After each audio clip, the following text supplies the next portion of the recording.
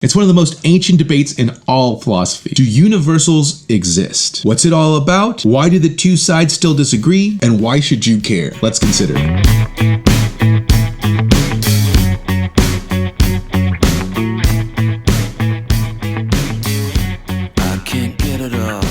Hello philosophers, I'm Chico. Welcome to the Philosopher Show, where we consider the greatest questions of human history. On this playlist, we've already seen 3 phenomena that I said would lead us to the question of universals. If you're still confused about those phenomena, I'm going to link a video that I'll put on my classroom channel. Hopefully it'll clear up any misunderstandings you have. But what is a universal? A universal is something that seems to exhibit those 3 phenomena. And we could juxtapose that to particulars that don't seem to. So for example, Chico is a human. Chico names a particular thing.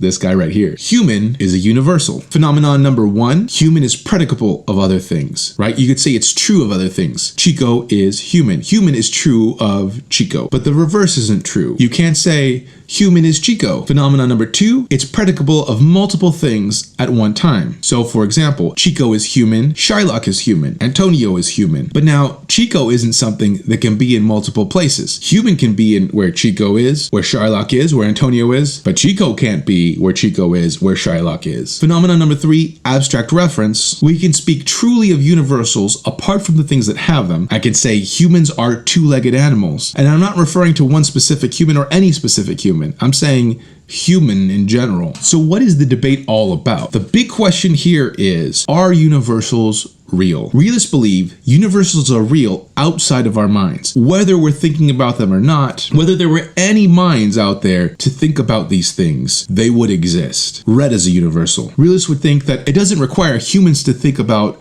well, I'm going to say these things are all red in order for red to be real. Nominalists, on the other hand, don't believe that universals are real. They believe universals are things that we come up with. Maybe they're just names we invented. Maybe they're just ways that we classify stuff. Maybe they're just concepts that we have, but they're nothing more than that. Now you might be thinking, okay, I see what the two sides are all about, but why would they care? I'm about to give you 2 psychological reasons why they might care. Now notice, these aren't philosophical reasons. These are reasons why people might prefer one view over the other. They're not necessarily good or even correct reasons. Reason number 1, if the universal human is real, it seems like this is a standard for how humans should be. Now, some people don't like that. They don't like there being some way humans should be. Remember our statement, humans are two-legged animals. What if you wanted to be a merman? You wanted to chop off your legs and have a dolphin tail attached. You may not like that there's some natural way that humans are supposed to be, or some way you should be naturally. You might want to determine that for yourself. On the other hand, you might like the idea of there being a universal human that is real apart from what people think, because you like the idea that there is a way that humans should be. After all, this seems to lend itself really nicely to a moral should. I don't know if you knew this, but ducks are really bizarre. Ducks are super mean and disgusting creatures. Ducks will force each other into non-consensual activities. I'm trying to keep it G-rated, man.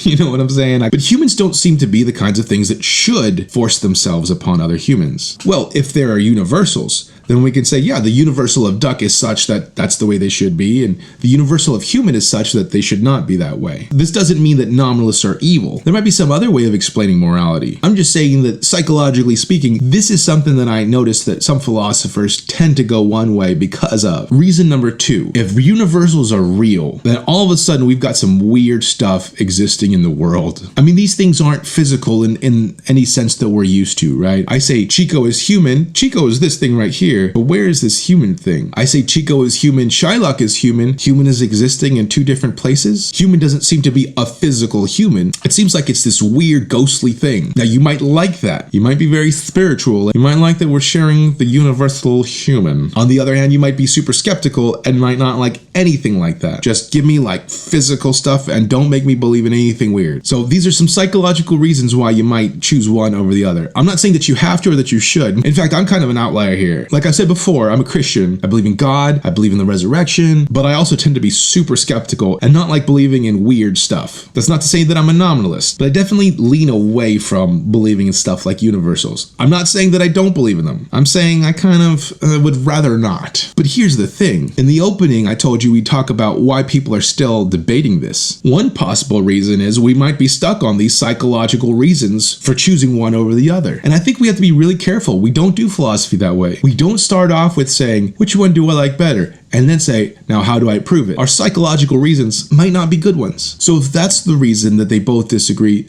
then it's not a really good reason. A second reason might be, what we're looking for here are good reasons to either accept or reject the existence of universals. If there aren't good reasons either way, then we shouldn't do either one. And a third possible reason, maybe we just haven't discovered that good reason just yet. It seems pretty crazy that thousands of years of philosophy have gone by and no one's figured it out yet, and yet there is progress in philosophy. So next on this playlist, we're gonna look at different answers people have to this question, all starting with my man Plato. So stay tuned, subscribe to the channel so that you get the updates so you know when the next video from this playlist is coming out. And like I always say, I think the best philosophy happens in dialogue, so man, hit me up on the questions and please share with your friends so that they can join the conversation. And that's all I got for today.